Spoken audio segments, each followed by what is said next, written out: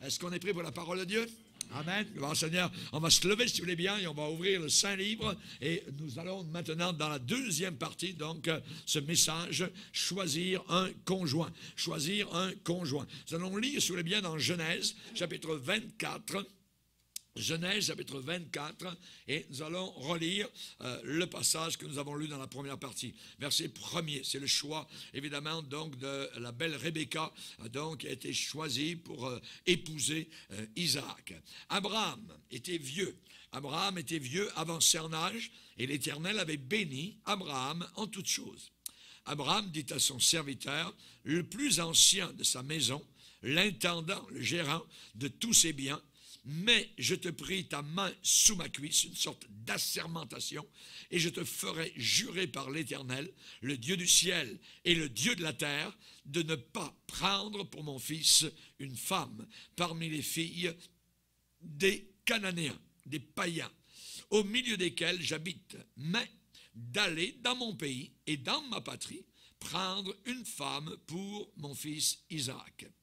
Le serviteur lui répondit, peut-être la femme ne voudra-t-elle pas me suivre dans ce pays-ci? Devrais-je mener ton fils dans le pays d'où tu es sorti? Abraham lui dit, garde-toi d'y mener mon fils. L'Éternel, le Dieu du ciel, qui m'a fait sortir de la maison de mon père et de ma patrie, qui m'a parlé et qui m'a juré en disant, je donnerai ce pays à ta postérité, lui-même enverra son ange devant toi. Et c'est de là que tu prendras une femme pour mon fils. S'il arrive que, si la femme ne veut pas te suivre, tu seras dégagé de ce serment que je te fais faire. Seulement, tu n'y mèneras pas mon fils. Le serviteur mit sa main sous la cuisse d'Abraham, son seigneur, son maître, et lui jura d'observer ces choses. Amen. Seigneur, nous te bénissons pour le texte sacré. Nous te bénissons, Seigneur Jésus, pour tes choix. Nous te bénissons, Seigneur, pour le privilège d'être conduit dans tes voies. Le Saint-Esprit ne se trompe pas. Et nous te bénissons, Seigneur Jésus, pour ceux qui, encore aujourd'hui, désirent faire plier leur volonté à la tienne. Tu es un Dieu qui nous conduit. Et Seigneur, nous te bénissons avec nos craintes, nos tremblements. Mais ta parole nous dit que celui ou celle qui est dans la crainte est en sécurité. Nous te demandons, Seigneur Jésus, que nous puissions être de ces phoboménoï en grec, ce qui veut dire c'est craignant Dieu. Et nous voulons continue à te craindre, car la crainte de l'Éternel est le début de la sagesse. Veuille bénir abondamment la réflexion de nos cœurs, Seigneur, et que nous puissions comprendre quelle est ta volonté, cette volonté qui est bonne, qui est agréable et qui est parfaite.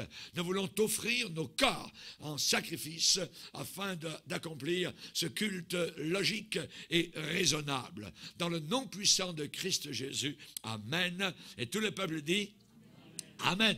On peut s'asseoir, frères et sœurs. Alléluia. Gloire au Seigneur. Nous allons continuer, donc, évidemment, ce que nous avons vu donc, dans la première partie. Et nous parlons, évidemment, donc, des fréquentations. Les fréquentations, donc, qui, normalement, devraient aboutir sur un mariage. Et là, nous avons dans la parole de Dieu l'exemple, donc, de Isaac, qui était en âge, à cette époque-là, d'être marié. Et donc, son père, Abraham, a envoyé son serviteur dans son propre pays, le pays d'Abraham, pour aller y trouver donc une épouse pour Isaac, son fils. La Bible déclare, fais de l'Éternel tes délices et il te donnera ce que ton cœur désire. Donc nous avons, nous, je dirais, un côté de cette promesse à accomplir qui est de faire de l'Éternel nos délices. Et lui, de son côté, le Seigneur promet donc de réaliser sa volonté en notre faveur. Maintenant, ce qui est intéressant lorsque deux jeunes gens se fréquentent, eh bien, ce qu'il faut absolument regarder, observer, ce sont les dispositions morales. Les dispositions morales, la moralité et les convictions spirituelles de la personne avec qui donc nous sortons ou que nous fréquentons. Et on sait ici que le serviteur d'Abraham, donc, était convaincu qu'il recevrait les directions de Dieu. Les directions de Dieu viennent lorsqu'on se met en marche tant qu'on n'avance pas, il me semble que rien ne se met en place. Lorsque nous commençons par la foi, donc, à s'avancer, le Seigneur soit ferme la porte, parce que ce n'est pas sa volonté, soit laisse la porte ouverte. Et la Bible dit que Dieu est capable de fermer une porte et personne ne pourra ouvrir, et il est capable d'ouvrir une porte que personne ne peut donc fermer. Et évidemment, on sait que le serviteur s'en est allé et il est arrivé donc dans la famille, dans la région où résidait donc auparavant Abraham. Et donc le texte nous déclare donc qu'il y avait cette jeune fille qui s'est présentée au travers d'une prière qu'a fait le serviteur dans son cœur, et c'est la jeune fille qui correspondait aux demandes donc du serviteur, Rebecca. Et on voit que si le serviteur était prêt à recevoir les directions de Dieu, cependant, il était aussi prêt à tenir compte des déclarations de la jeune fille. La jeune fille, évidemment, avait son mot à dire. Évidemment, dans ce mariage-là, nous ne sommes pas chez les musulmans, voyez, où les jeunes filles n'ont rien à dire.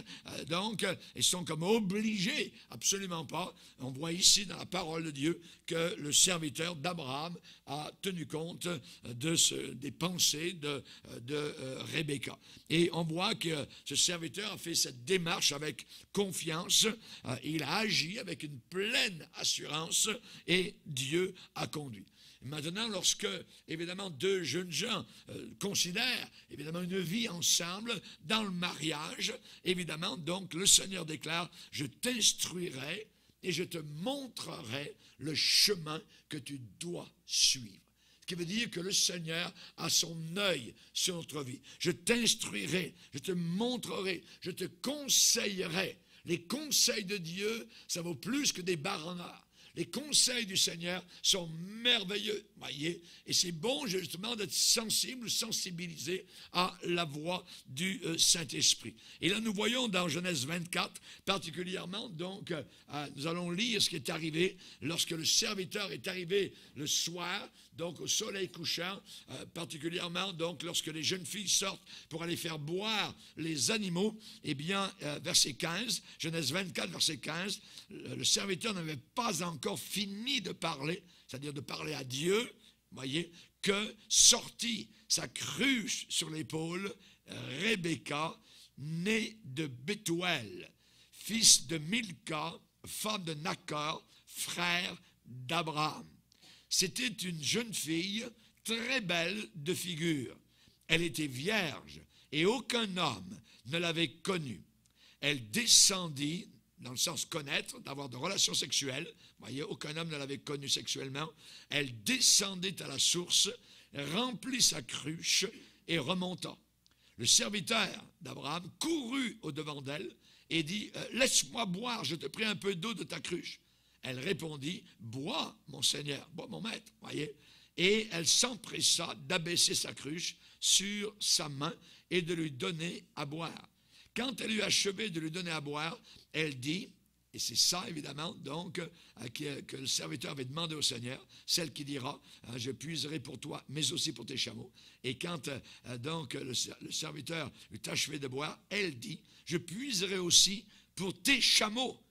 Il n'en revient pas, il est étonné, il écoute. Voyez, sa prière est en train d'être répondue à la lettre.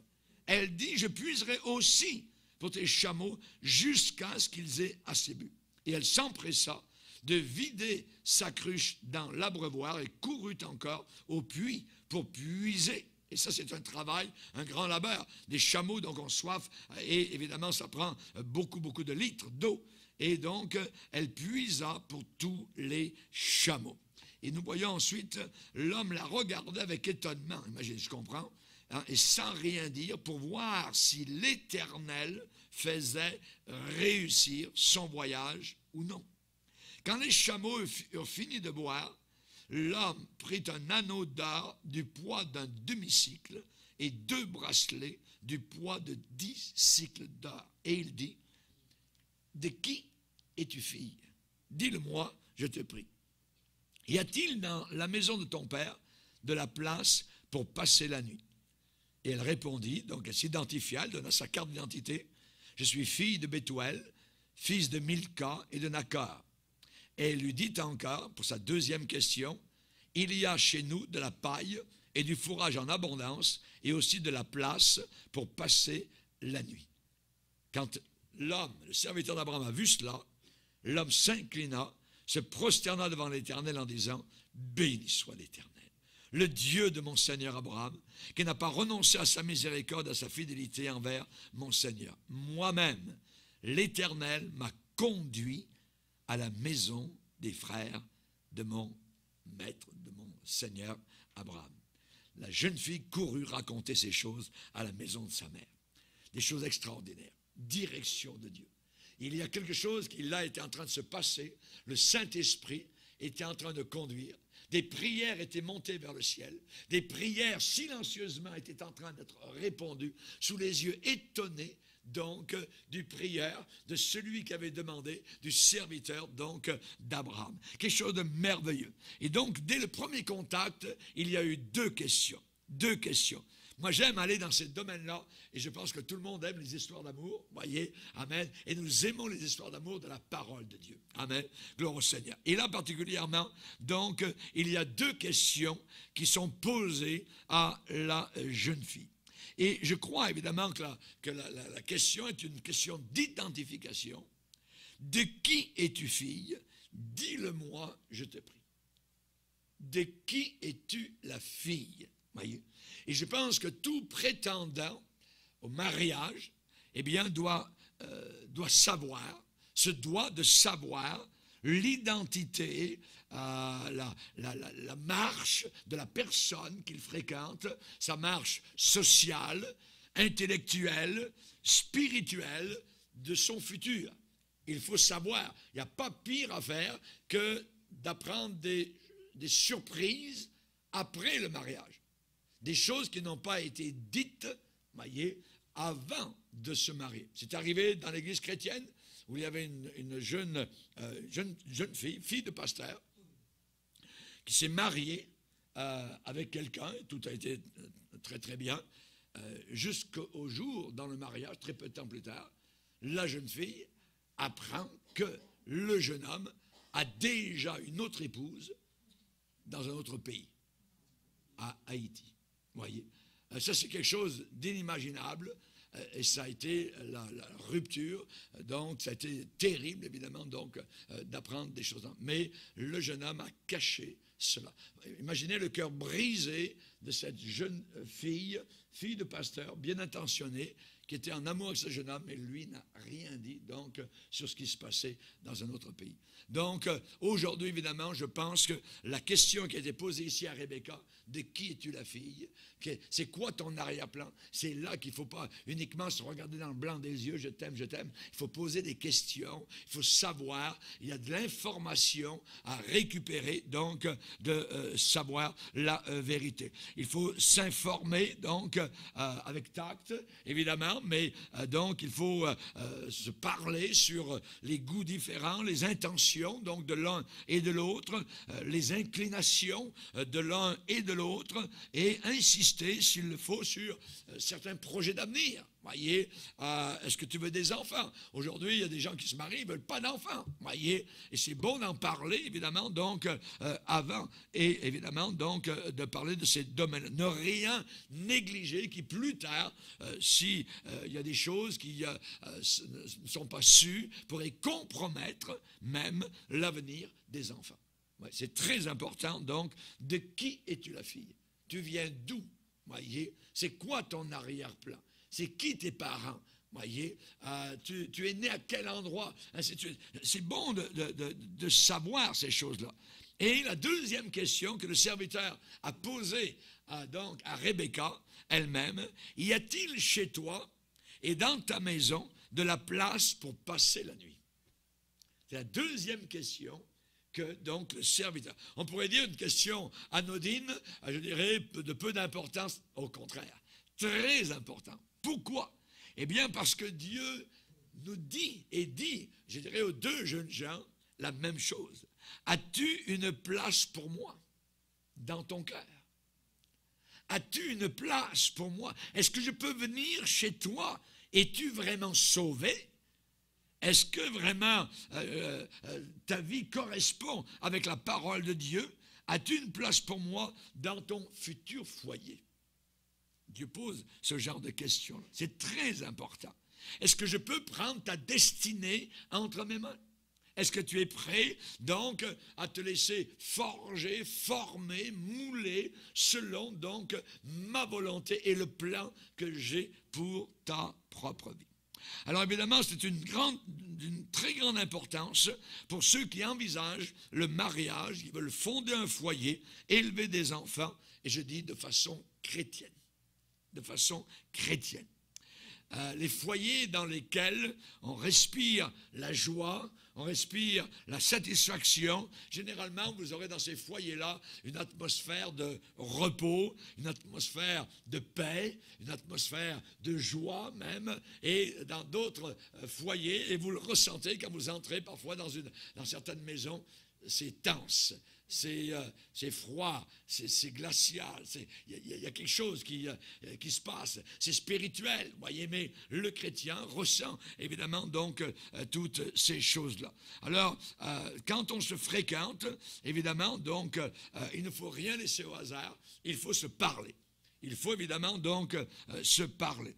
Il faut poser des questions précises, des questions claires, voyez, et obtenir des réponses sans équivoque, des réponses claires. Voyez, c'est très important donc de savoir qui est cette jeune fille, qui est ce jeune homme, d'où il vient, est-ce que tu as déjà été marié, voyez, est-ce qu'ainsi de suite, voyez, est-ce que tu as des enfants quelque part dans le monde, voyez, ça c'est des choses parfois que certains passent sous silence, et ainsi de suite. Donc, il faut, dans le monde dans lequel nous vivons, voyez, vous pouvez sortir avec une jeune fille et vous pouvez aujourd'hui poser la question, est-ce que tu es vraiment une jeune fille?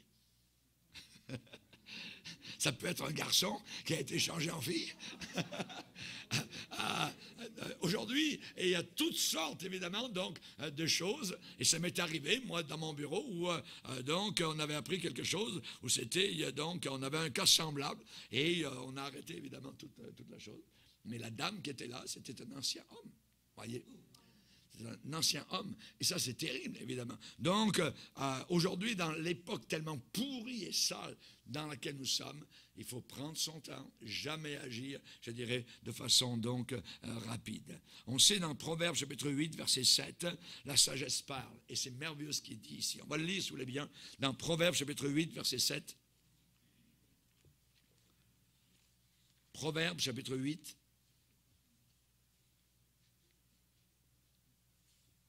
verset 7, il est dit, car ma bouche proclame la vérité, et mes lèvres ont en horreur le mensonge. Toutes les paroles de ma bouche sont justes.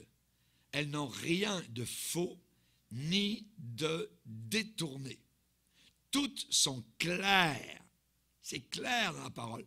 Toutes sont claires pour celui qui est intelligent. Mais elles sont toutes floues pour celui qui est insensé. Vous voyez, c'est le contraire.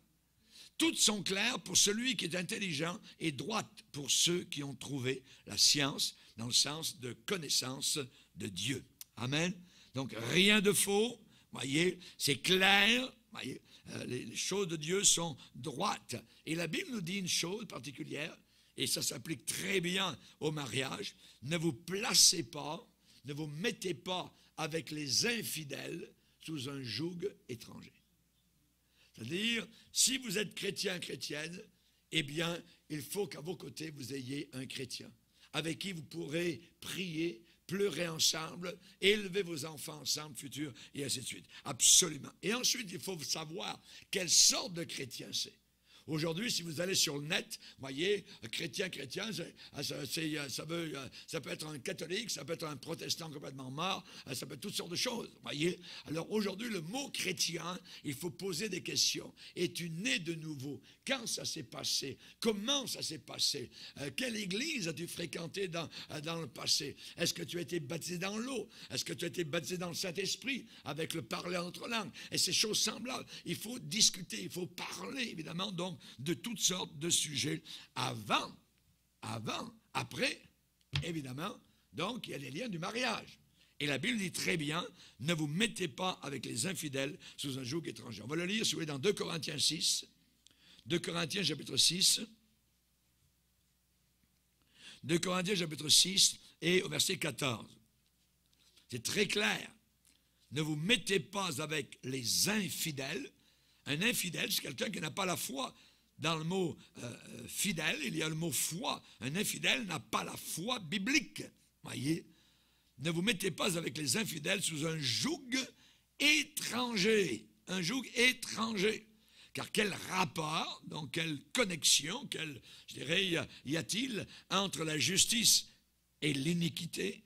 Ou qu'y a-t-il de commun ensemble, voyez, entre la lumière et les ténèbres? Vous vous mariez avec un fils de Satan ou avec une fille du diable, vous avez des problèmes dès le départ. Voyez, la lumière ne marche pas avec les ténèbres. Quel accord y a-t-il entre Christ et Bélial, c'est Satan, ou quelle part a le fidèle avec l'infidèle? Quel rapport y a-t-il entre le temple de Dieu et les idoles? Car nous sommes le temple du Dieu vivant. Comme Dieu l'a dit, j'habiterai, je marcherai au milieu d'eux, je serai leur Dieu, ils seront mon peuple. Donc la Bible dit, c'est pourquoi sortez du milieu d'eux, séparez-vous, dit le Seigneur. C'est mieux de vous séparer avant de vous marier que de vous séparer après être marié. Amen. Ça vous évitera beaucoup de problèmes. Maintenant, une jeune fille croyante, eh bien, une jeune fille croyante ne devrait jamais confier sa vie à un homme qui n'a pas de solide conviction chrétienne. Jamais. On parle ici à des chrétiens, des véritables chrétiens ou chrétiennes. Voyez, une jeune fille chrétienne ne devrait jamais abandonner sa vie, confier sa vie à un jeune homme qui n'a pas de solide conviction chrétienne. Voyez. Et c'est là où il faut vraiment poser des questions, la Bible dit éprouver les esprits pour savoir s'ils sont de Dieu. On ne parle pas ici de démons, on parle des esprits humains, des pensées qui sont dans la tête de ces gens-là. On éprouve comme en posant des questions, Qu'est-ce que tu penses du concubinage? Qu'est-ce que tu penses de ceci? Qu'est-ce que tu penses de cela? Il faut évidemment éprouver donc et poser des questions donc je dirais qui en valent la peine. Donc et le jeune homme croyant ne devrait jamais lier sa vie à celle d'une jeune fille qui n'a jamais été saisie par le Seigneur Jésus. Il faut avoir été saisi par le Seigneur. Et ensuite, à ce moment-là, on peut marcher donc ensemble. Et là, c'est Salomon qui parle d'un fait qu'il a vécu lui-même, il a observé, il a regardé, il avait la sagesse de Dieu. Donc, et particulièrement, il m'a dit, je me suis appliqué dans mon cœur à connaître, à sonder les choses, à chercher la sagesse et la raison des choses. Pourquoi? La raison des choses. Et à connaître la folie de la méchanceté et la stupidité de la sottise. Donc, il calcule tout ça et il arrive à un résultat. Et pour être certain que le résultat est vrai. Et il dit, j'ai trouvé, qu'as-tu trouvé Salomon?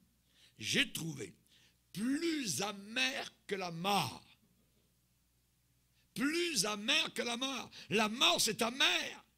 Il n'y a personne qui se réjouit de la mort d'un bien-aimé ou qui, généralement, c'est des pleurs, c'est une tristesse, c'est une séparation. Et Salomon a trouvé quelque chose qui est plus amer.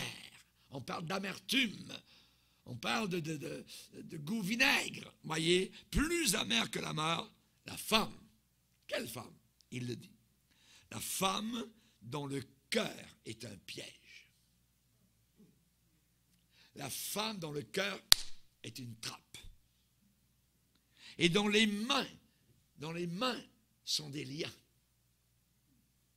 Celui qui est agréable à Dieu lui échappe. Il s'enfuit. Mais le pécheur est pris par elle. Voilà le résultat d'un homme sage de l'Antiquité. Et ça n'a pas changé.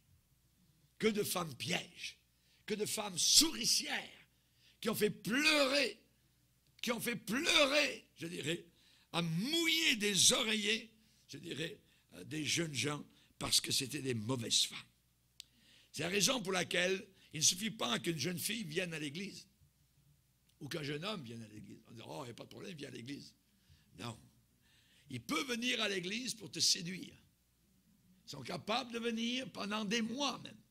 Et c'est pendant ce temps-là, justement, où il faut ne jamais rien précipiter. Parce qu'il se pourrait qu'une fois qu'il t'a eu, alors à ce moment-là, la Bible, Jésus, les réunions, et ainsi de suite, il ne veut rien savoir. C'est arrivé des milliers de fois à beaucoup de jeunes gens. Et c'est terrible. C'est la raison pour laquelle il faut le savoir avant. Donc, s'il y a un malaise, il est bon de consulter un bon pasteur. Un pasteur sage, voyez. Ne forcez rien dans une situation qui n'est pas encore véritablement mûrie.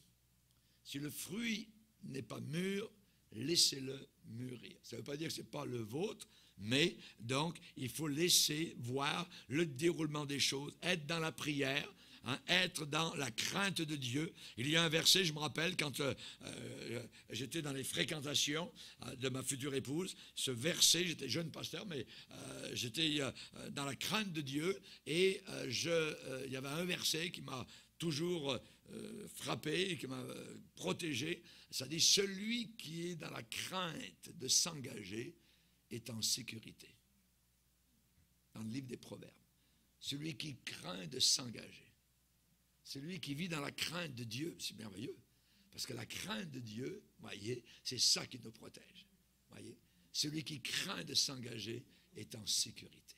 Il y a une sécurité qui nous vient, cette crainte qui vient de la part du Seigneur. Merci Jésus. Merci Seigneur. Alléluia. Donc pour partir, je dirais, dans la vie à deux, eh bien, il faut avoir absolument un terrain net. Un terrain net, inébranlable. Un terrain solide. Si vous avez eu des fréquentations avec d'autres personnes auparavant et que vous avez un paquet, je dirais, de emails ou de photos, vous devez détruire tout cela. Il faut mettre ça sur delete. Tout. Voyez? Pourquoi? Parce que si vous aimez vraiment la vôtre, eh bien, vous ne pouvez pas avoir deux amours. Et le jour où ça ira mal avec votre épouse, et vous allez regarder, ah, peut-être avec l'autre, ça aurait été mieux. Non, non, non. Vous allez couper les ponts avec donc les sorties ou les fréquentations que vous avez eues auparavant. Il faut que ça soit net avec celui ou celle que vous aimez maintenant. Amen. Maintenant, dans Genèse 24, il y a un sens prophétique dans ce passage particulièrement. On parle d'Abraham, donc qui est le père. On a un fils, on a un serviteur et on a une épouse, une future épouse, une jeune fille. Le père, prophétiquement, le père, eh bien, c'est Abraham. Il représente Dieu le Père. Il y a le fils qui s'appelle Isaac et il représente Jésus-Christ. Il y a le serviteur qui porte le nom d'Éléazar et qui représente le Saint-Esprit qui va dans le monde pour chercher une épouse pour le fils du Père. Vous venez de piger? Amen. L'Église de Dieu. Nous sommes la Rebecca. Alléluia. Et il y a un serviteur envoyé par le Père qui s'appelle le Saint-Esprit pour nous amener un jour dans la présence de Jésus-Christ. Alléluia. Notre Isaac, lui que vous aimez sans l'avoir vu, mais vous réjouissant d'une joie ineffable et glorieuse parce que vous obtiendrez votre salut pour prix de votre foi. Alléluia. L'Église, c'est la Rebecca. C'est nous. C'est la future épouse, voyez. Et non, Rebecca, si on regarde dans l'histoire, elle a été prête à renoncer à elle-même. Et la première chose que la vie chrétienne nous apporte, évidemment, c'est un renoncement. Si quelqu'un veut me suivre, qu'il renonce à lui-même. Rebecca a dû renoncer à elle-même. Elle a dû renoncer à ses liens, je dirais, les plus légitimes. Dire au revoir à papa, à maman, à ses frères, à ses sœurs, pour répondre à l'appel de ce serviteur. Oui. Il a dû renoncer aussi à ses biens qu'elle aurait pu avoir, des terres, des troupeaux, voyez, une patrie. Elle a dû s'expatrier pour aller avec le serviteur à la rencontre de celui qu'elle n'avait jamais vu, mais qu'elle aimait déjà dans son cœur au travers du voyage. Pourquoi? Parce que le serviteur devait lui parler continuellement de Isaac pour la réconforter. Et dans le voyage, nous qui sommes partis dans le voyage, nous avons ce serviteur envoyé par le Père, le Saint-Esprit, qui s'appelle le Consolateur, le Paraclétos, celui qui vient à côté de nous, à côté de notre chameau, quand c'est dur, quand c'est le désert, quand les rayons frappent, quand on ne sait plus où on en est, est-ce qu'on va y arriver? Je ne l'ai jamais vu, est-ce que ça existe vraiment? Est-ce qu'il ne me raconte pas des bobards, le serviteur? Est-ce qu'il ne me raconte pas des mensonges? Quand le diable vient, quand il lance ses flèches de doute, et ainsi de suite, le serviteur était toujours là pour dire Rebecca. Isaac, il est comme ceci. Isaac, c'est le fils du Père. Je le connais, je peux t'en parler. Il ne te décevra pas. Alléluia. Gloire au Seigneur. L'image est fantastique. On pourrait en parler, alléluia, pendant le reste de notre vie sur la terre. L'histoire entre le Père, le Fils, le serviteur et l'épouse, l'Église qui s'est préparée à la rencontre fulgureuse, non pas dans les champs de la terre, mais sur les nuées dans la gloire, à la rencontre du Seigneur dans les airs. Alléluia. Merci Seigneur, que Dieu soit glorifié. Et le serviteur a posé la question à la jeune fille, à la belle jeune fille Rebecca, veux-tu venir? Amen. Et dans sa famille, on lui a posé la question, veux-tu aller avec cet homme? Veux-tu être conduit? Imaginez la foi qu'elle a dû avoir. Elle a dû croire, voyez, et ce que le serviteur déclarait. Elle s'en allait vers un mariage. Elle n'avait jamais vu son futur mari. Vous voyez? Et nous, c'est un peu la même chose. Nous ne l'avons jamais vu, mais nous le savons. Alléluia. Le Saint-Esprit dans notre cœur nous raconte des choses merveilleuses. Chaque jour, il nous parle de ce pays de gloire. Il nous parle de ce Père merveilleux, notre Abraham céleste. Il nous parle de ce Fils, amen, qui nous attend, qui nous aime, alléluia, avec lequel il veut passer notre vie pour l'éternité ensemble. Alléluia. Il nous dit que nous allons à un mariage, le mariage des noces de l'agneau. Alléluia. Gloire au Seigneur. Que Dieu soit béni. Veux-tu aller avec cet homme? Veux-tu aller avec cet homme? Et là, en un seul mot, la jeune fille a dit, j'irai. Bravo, Rebecca. J'irai. J'irai. Elle doit tout quitter, sa vieille vie, ces collines, je dirais, auxquelles elle est habituée, ces troupeaux, et là, elle s'en va dans un contexte totalement différent, à des centaines et des centaines de kilomètres loin de chez elle. J'irai, j'irai, j'irai. La plus belle entrée dans la vie à deux, dans la vie de mariage, c'est d'accepter Jésus-Christ.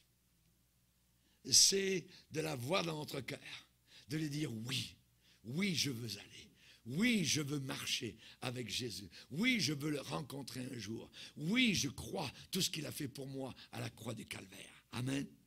Alléluia.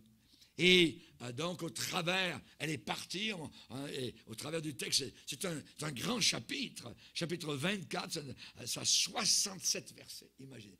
Juste l'histoire donc de Rebecca et d'Isaac. Et finalement, qu'est-ce qui arrive? Regardez comment c'est beau à la fin. Alléluia. Verset 61. Rebecca se leva avec ses servantes.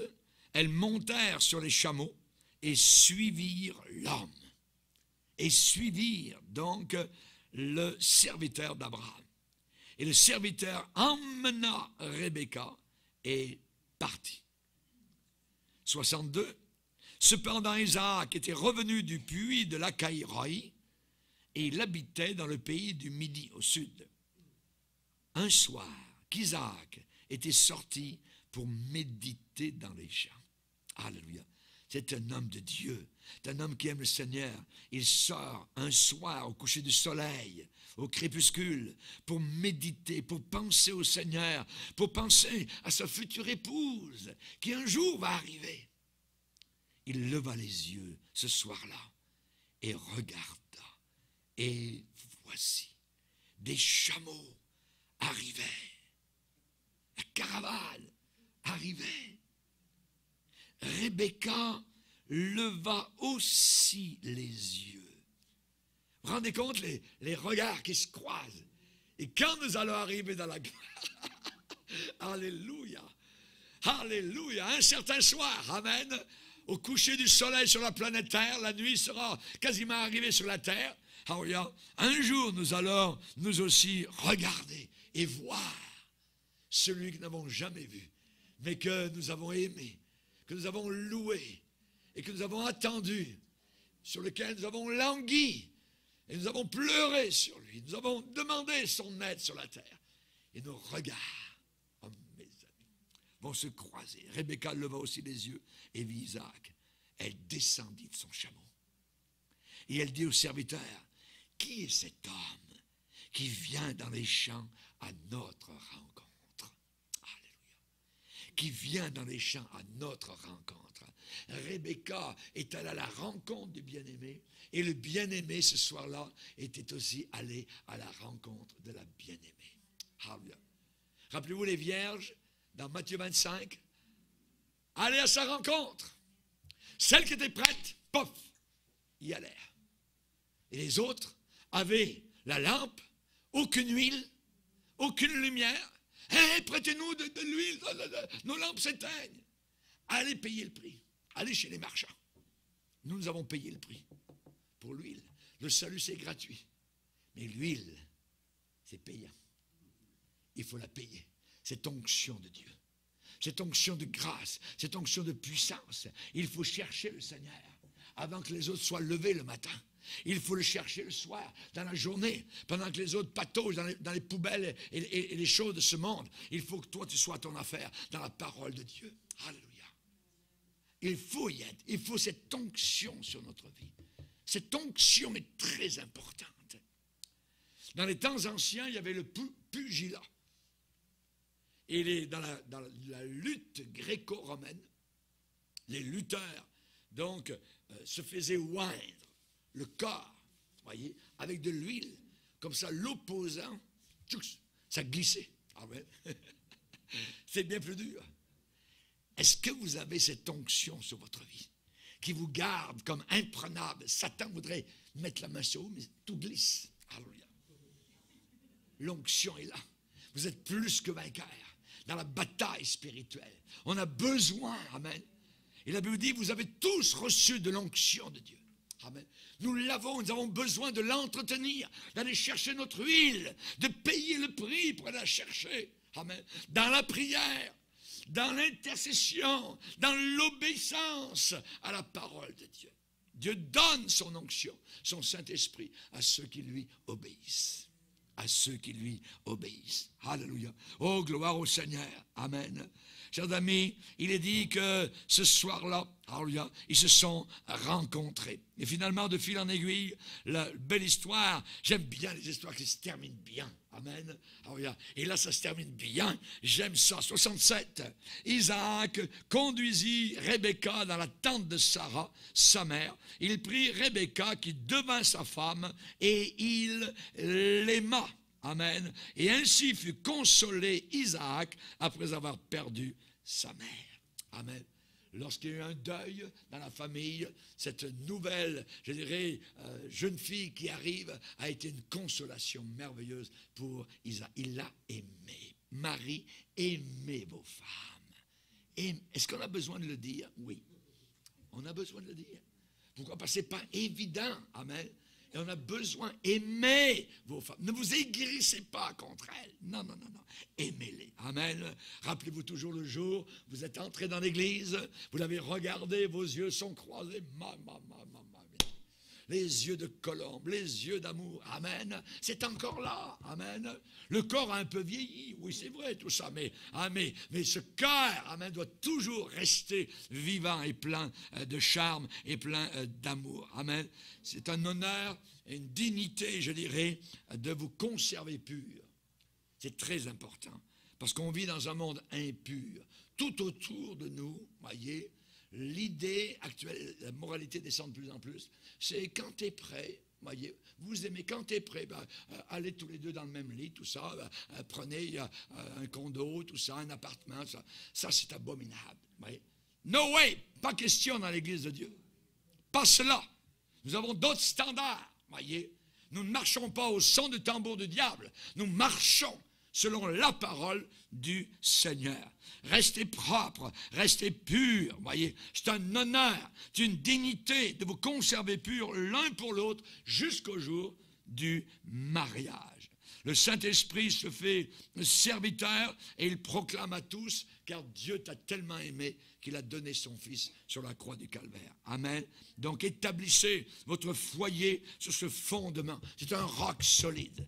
Un roc solide. Quand viendront les tempêtes, quand viendront les secousses, quand l'ennemi viendra avec un bélier pour essayer de tout détruire, votre foyer, parce que votre fondation invisible mais réelle aura été fondée sur la parole de Dieu et l'amour de Christ, alors la maison résistera. La maison du fou est bâtie sur du sable. Raison pour laquelle nous voyons tellement de divorces aujourd'hui, hein, parce qu'ils ne croient plus dans la parole du Seigneur.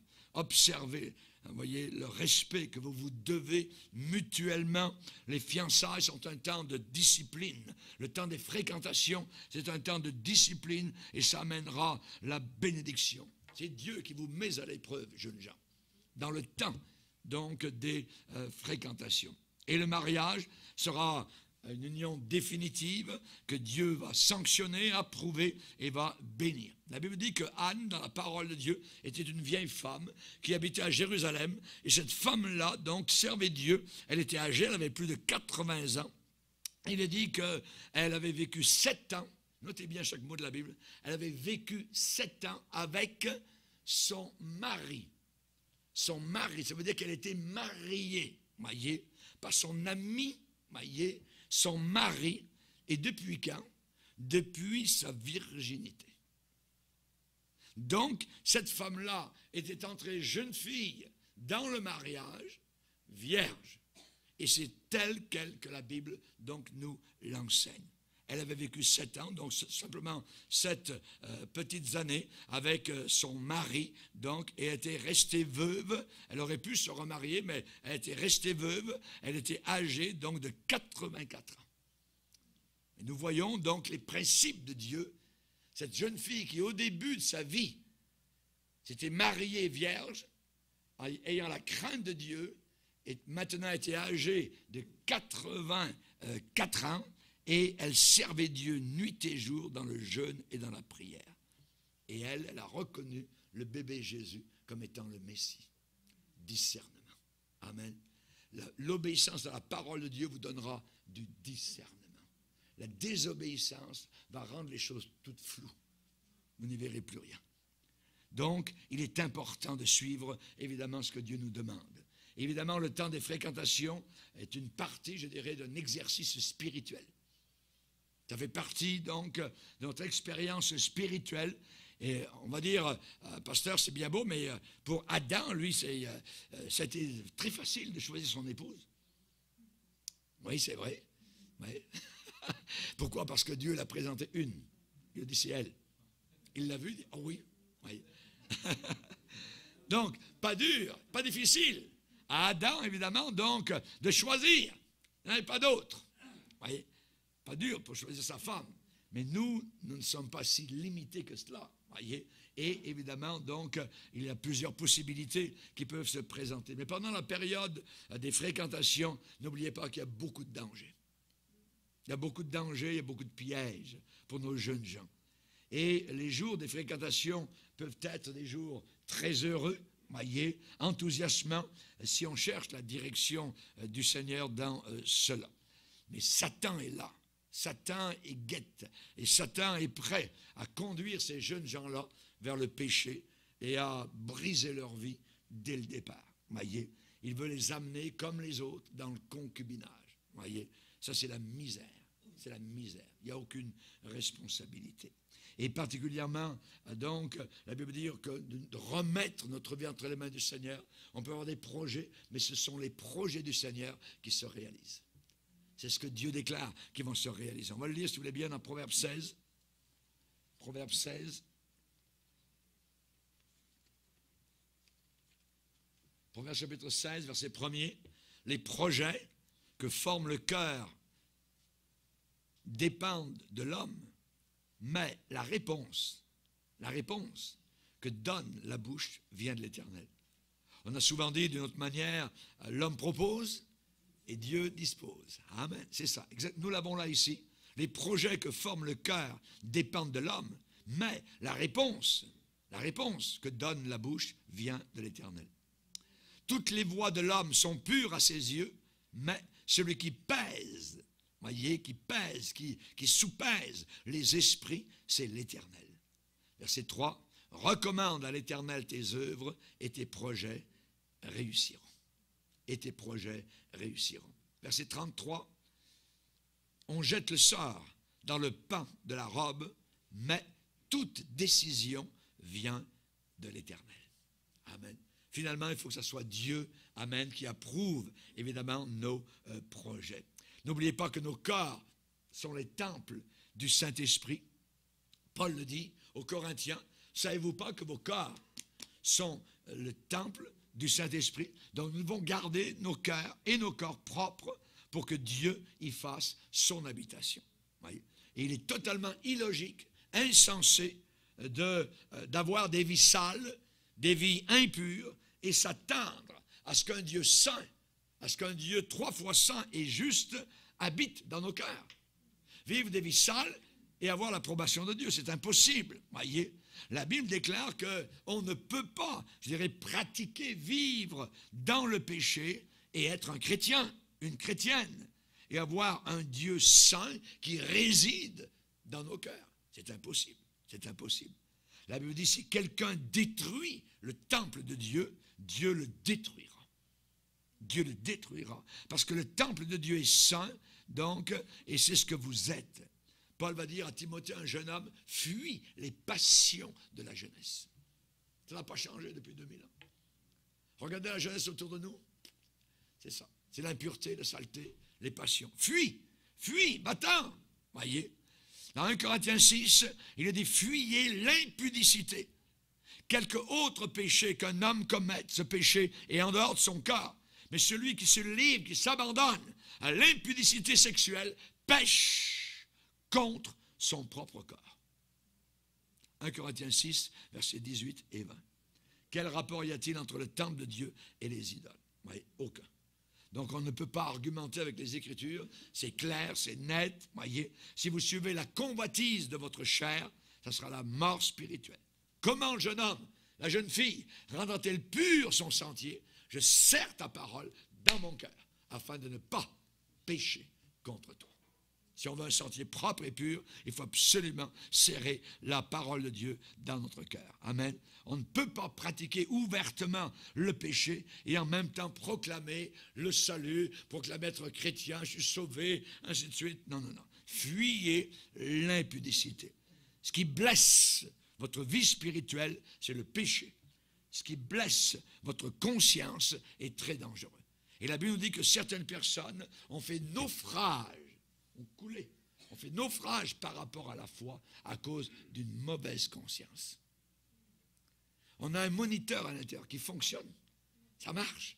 Et si je me fous complètement de ma conscience, si je marche sur ma conscience, je suis en très grand danger. Et je peux faire naufrage. C'est arrivé à des milliers de personnes. Voyez. Donc, si nous ne pouvons pas demander à Dieu de bénir la chose, c'est mauvais. C'est très mauvais. Si je ne peux pas demander au Seigneur, dans ma prière, voyez, de bénir mon projet, cette chose-là, alors c'est certain que ça ne plaît pas à Dieu. Vous connaissez les deux jeunes gens qui était un jour dans la chambre du garçon. Et ils s'aimaient, ils se fréquentaient.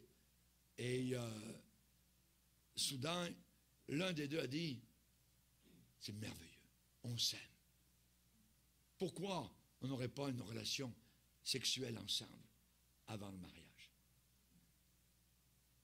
S'il n'y a personne qui vient frapper à la porte d'ici 10 minutes, c'est que c'est la volonté de Dieu. Et personne n'est venu frapper à la porte.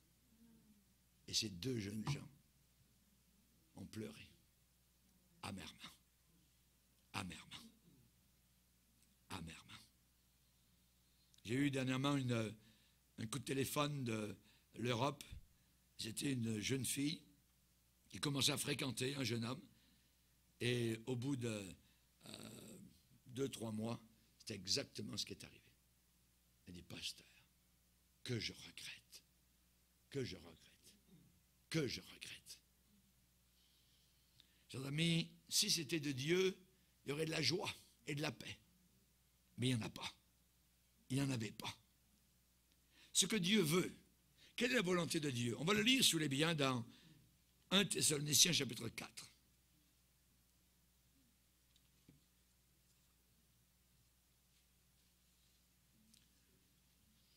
1 Thessaloniciens chapitre 4, verset 3.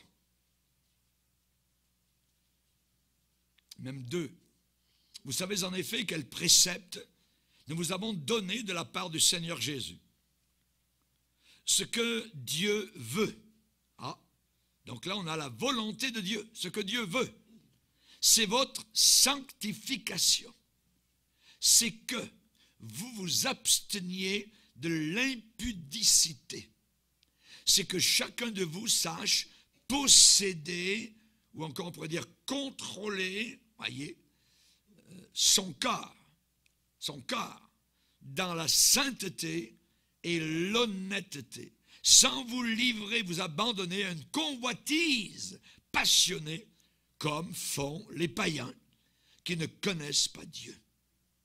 Donc ici on nous dit particulièrement de savoir contrôler notre corps. Ce corps, il a des désirs. Et dans le monde, c'est le contraire de ce que la Bible nous enseigne. Dans le monde, on nous dit, écoute ton corps. Et la Bible me dit le contraire. N'écoute pas les convoitises de ton corps. Le pire qui est en train d'arriver, puisque nous vivons à la fin des temps, que la génération dans laquelle nous sommes est égoïste, c'est des gens qui vivent séparément, chacun dans leur appartement, et quand ils ont envie d'une relation sexuelle, là, ils se rencontrent. C'est abominable. C'est le sommet, je dirais, de l'impudicité, de l'égoïsme total et complet. Fuyez l'impudicité. Ce que Dieu veut, c'est notre sanctification. Nos corps, nos esprits, nos âmes appartiennent à Dieu. Et vous avez entendu dans le mouvement féministe, mon corps m'appartient, mon corps est à moi. Non, non, non, non. Ce corps que Dieu nous a prêté, nous en sommes simplement des locataires. Nous vivons à l'intérieur. Un jour, nous quitterons, nous devons rendre compte de notre location. La Bible parle de la beauté d'un esprit pur et incorruptible. La beauté d'un esprit pur et incorruptible. La Bible aussi emploie l'expression la beauté de la sainteté. La beauté de la sainteté. C'est merveilleux, la pureté. Une jeune fille propre, une jeune fille pure, un jeune homme propre, c'est merveilleux. C'est beau. C'est beau. Chers amis, nos pratiques dans les fréquentations peuvent bâtir, détruire ou renverser nos vies spirituelles. C'est très important. Donc, ne pas laisser nos vies spirituelles dans le tiroir le vendredi, le samedi en fin de semaine, et ensuite le dimanche matin, on les ressort dans l'église. Oh non, non, non, non. On ne peut pas avoir deux sortes de standards différents pour chaque division de notre vie. Jamais. On ne peut pas avoir un set, je dirais, de conduite pour notre vie en business, ensuite un autre genre de vie pour la vie sociale, ensuite un autre genre pour la maison et un autre genre pour l'église. Jamais. Non. Notre vie entière et totale, voyez, doit être gouvernée par les mêmes principes de la Bible. Attention, les fréquentations sont une partie de notre vie spirituelle, et cela doit être dirigé par des idéaux chrétiens. Amen. Très élevés. Très élevés. Et ensuite, vous serez heureux. Quand vous retournerez dans le mariage, vous serez heureux d'avoir eu des très belles fréquentations et de vous être gardé jusqu'à la fin. Amen. Alors, que Dieu nous aide et que Dieu bénisse nos jeunes gens dans leur fréquentation. Alléluia. Seigneur, nous sommes devant toi. Et combien nos cœurs, Seigneur, sont touchés par ta grâce et par ta parole. Nous te prions, Seigneur, pour nos jeunes gens qui, de par le grand monde, dans le monde entier, ont besoin d'entendre, ont besoin de connaître, de savoir ce que ta parole demande, réclame, pour que nous soyons heureux. Ta Bible nous dit dans Deutéronome, Seigneur, tu feras ce qui est bien et ce qui est droit aux yeux de l'Éternel, afin que tu sois heureux. Aide-nous, Seigneur, tous jusqu'à la fin, à suivre tes préceptes et à te bénir, à te servir avec joie. Au nom de Jésus, garde sur nous cette onction puissante qui nous empêche de fléchir, Seigneur, et qui empêche l'ennemi de nous saisir. Au nom puissant du Sauveur Jésus, Amen. Et tout le peuple